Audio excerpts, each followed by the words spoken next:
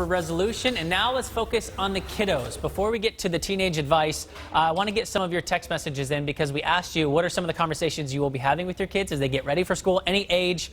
Left side, when I was in high school, my parents always told me to take time to still be a kid. That's smart. Between band, school, ASB, it was easy to forget to be a kid and be in the moment. It's so true. And then I give my kids that's going to freshman year the advice to just smile, be themselves, because everything will work out if you do that. So let's get to some of this conversation, because if anybody has teenagers, you know that as they get ready to go back to school, it can be a little stressful, right? Going back to school, grades, popularity, keeping a fresh social channel, they can all create problems for your kiddos. We want to make sure you're keeping a strong relationship with your child, so we reached out to a family life coach who focuses on modern teens. Here are the top 3 things Sean Donohue thinks we should talk to our teens about as they head back to school.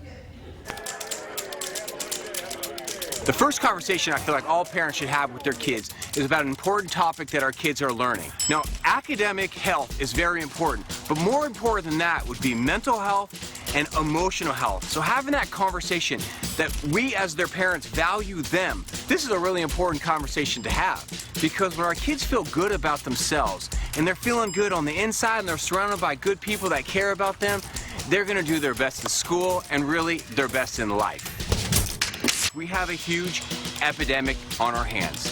So an important conversation every parent needs to have with their kids today is about nicotine and vaping. I know so many high school kids, college kids, I even know a bunch of middle school kids who are becoming addicted to the nicotine found in these vape pens. A lot of them are getting in trouble because they're bringing it to school. It is bad news. Talk to your kids about nicotine today if you haven't. This last conversation I think you should have should happen now, and it should happen much more than once a year. It's a conversation about the importance of really being yourself. Now, peer pressure is alive and well. It always has been. And the media pressure, as we can imagine, with all these screens all around them, is stronger than ever. Our kids are facing a lot of pressure. They hear a lot of voices. So it's important that they hear our voice, the voice of their parents saying, hey, be yourself. We love you no matter what. Take time to figure out who you are, and we're going to walk with you as you go through this whole thing called growing up. We're a family. We're going to do this together.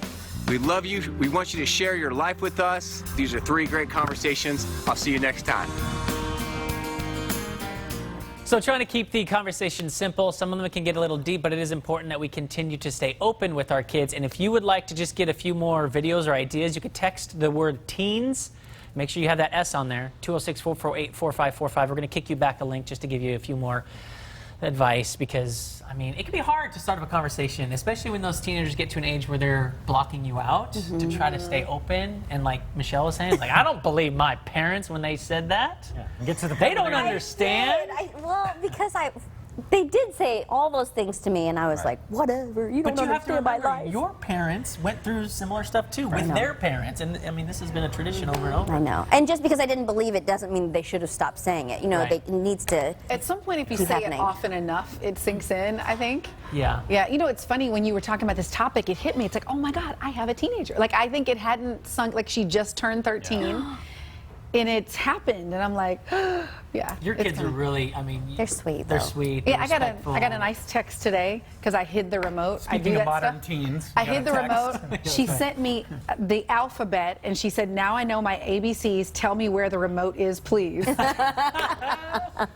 Okay. It is tricky because I think, especially with teens, as you pointed out, the modern teen thing, I think a lot of parents think about, like, I'm going to teach them what I think they ought to know, but I'm going way out of my way to try to learn their world. My girls are 11 and 8.